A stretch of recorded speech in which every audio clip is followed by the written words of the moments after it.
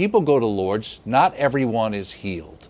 We talked about that with our Lord last time.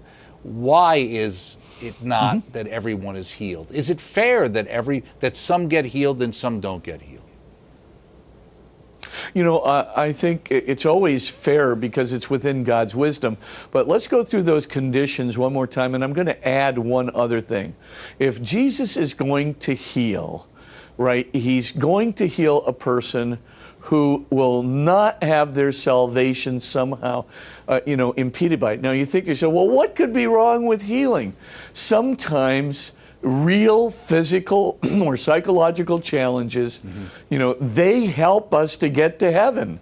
They certainly help me to get to heaven. They certainly help St. Paul to get to heaven, and they certainly helped a lot of the saints to get to heaven, who all said that their crosses helped them to be humble, helped them to be more reliant on Jesus, helped them to give up false views of life, helped them to give up superficiality, helped them to turn to God in ever greater, deeper faith, and saw the kind of miraculous way in which he ministered to them despite their difficulties, their sufferings, their challenges, and their crosses. So in other words, Jesus is not all crosses are not bad. In fact, most crosses have some really good opportunities attached to them that are very necessary for our salvation, or are necessary for us to help others to salvation. So the first thing is you'd have to get to a point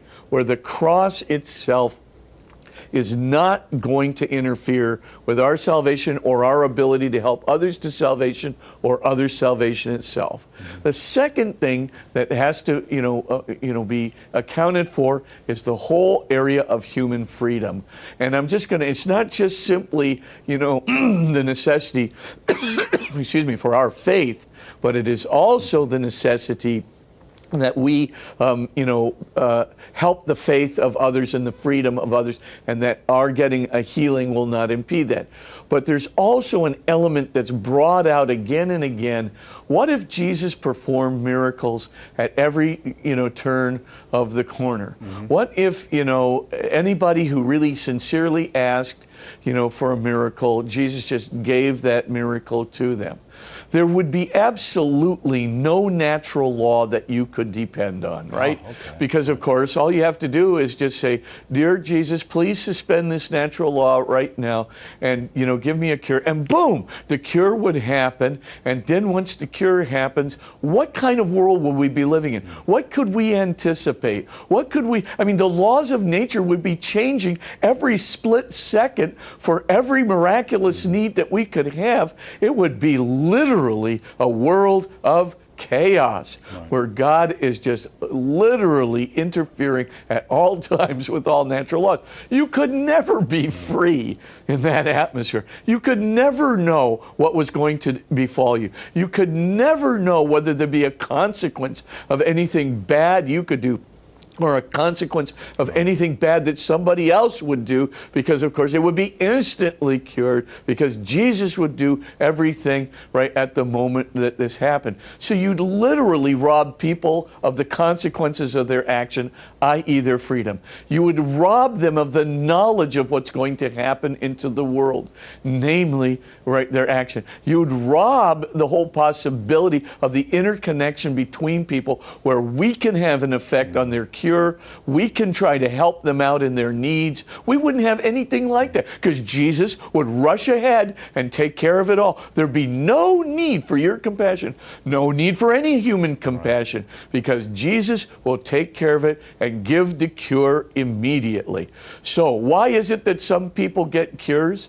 Because some people are going to be signs to the world that Jesus' power, the power of God, the compassionate power of God is active. But it's not going to be in a way that will jeopardize their salvation, their ability to help others' salvation, or the salvation of others, or the freedom of others. All those things are going to remain intact, and nothing can be disturbed on those levels. Secondly, that sign has got to be one that's special, that's significant. It can't happen all the time. Right, Otherwise, exactly, human right. freedom would be destroyed, our knowledge would be destroyed, and our effectiveness in doing compassionate actions would be destroyed, and our capability to effect salvation and compassion within the world would be destroyed. And so Jesus has to make these things special, and he chooses people very specially who are not going to be destroyed but helped, and who will be assigned to others.